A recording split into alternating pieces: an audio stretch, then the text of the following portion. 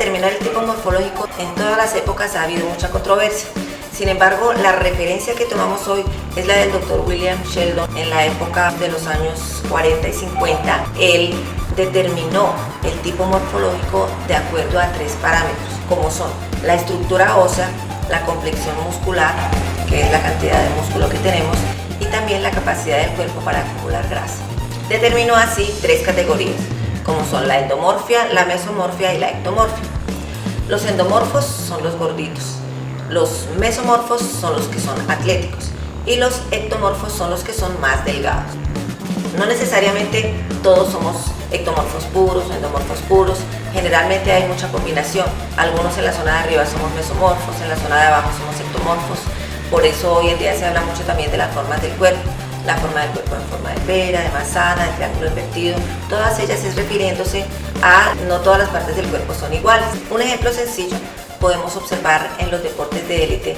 Los atletas endomorfos puros se destacan en deporte como el sumo. Podemos observar una buena combinación como es la de endomorfo con mesomorfo en los deportes como el fútbol americano, como el rugby. De las características de los somatotipos debemos hablar también del metabolismo basal y del sistema nervioso, ya que están muy relacionados entre sí. Vamos a definir qué es metabolismo basal. Se dice que es el conjunto de movimientos y de cambios que nuestro organismo realiza para transformar los alimentos y los nutrientes en energía para la supervivencia. Las características que diferencian los somatotipos son las siguientes. Los endomorfos tienen una estructura ósea gruesa y robusta. Los mesomorfos tienen una estructura gruesa, los ectomorfos tienen una estructura ósea delgada. Y en cuanto a la complexión muscular, los endomorfos tienen bastante masa muscular, pero como cubierta por una gran capa de grasa. Los mesomorfos son atletas naturales con una buena cantidad de músculo. Los ectomorfos tienen menos grasa en el cuerpo y también tienen poca masa muscular. En cuanto al metabolismo basal, los endomorfos tienen un metabolismo basal lento. Los mesomorfos tienen un metabolismo basal equilibrado y los ectomorfos tienen un metabolismo basal rápido. Bueno, y en cuanto al sistema nervioso, los endomorfos tienen un sistema nervioso tranquilo, los mesomorfos tienen un sistema nervioso equilibrado y los ectomorfos tienen un sistema nervioso hiperactivo. Otras de las características que los diferencian son que los endomorfos tienen buena tolerancia al dolor, los mesomorfos tienen muy buena tolerancia al dolor y los ectomorfos tienen muy poca tolerancia al dolor.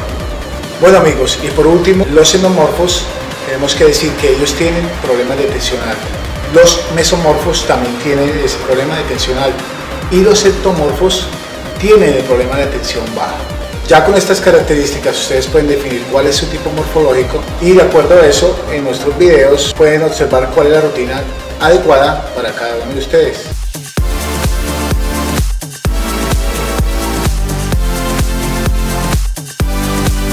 Primero que todo vamos a tener en cuenta la medida de la estatura.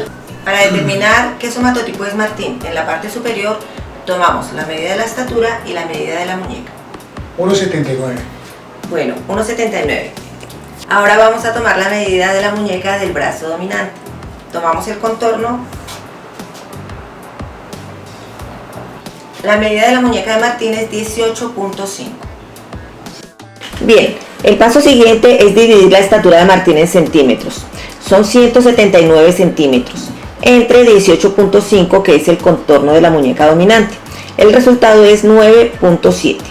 Ahora procedemos a ubicar el resultado en la siguiente tabla. Para ser ectomorfo, el resultado tendría que ser mayor a 10.4. Para ser mesomorfo, como en el caso de Martín, el resultado debe estar entre 9.6 y 10.4. Para ser endomorfo, el resultado debería ser menor que 9.6. Si eres mujer, debes buscar el resultado en esta tabla.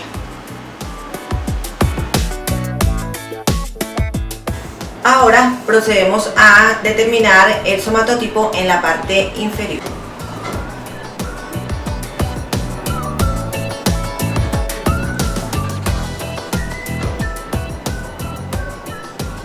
Tomamos el contorno del tobillo de la pierna dominante.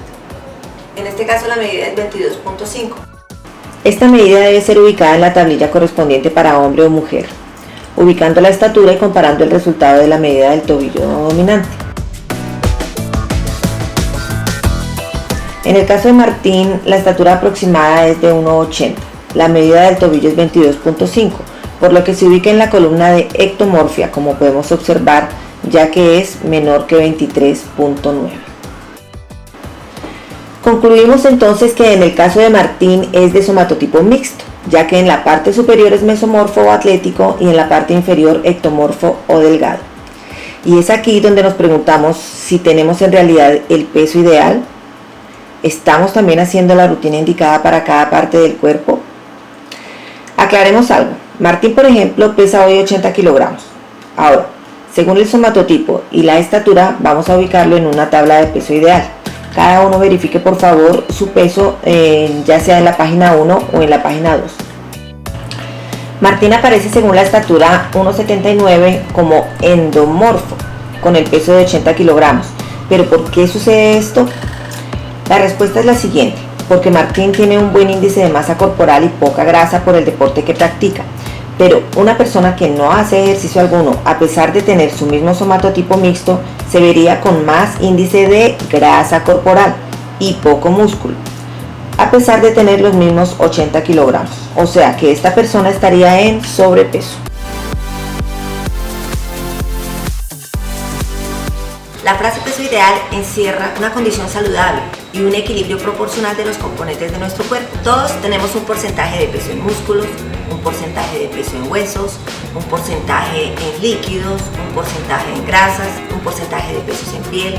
En este video les voy a enseñar una forma muy sencilla de cómo determinar si estamos en el peso ideal. Primero, saber a qué somatotipo corresponde cada uno. Segundo, tener en cuenta la actividad física que realices.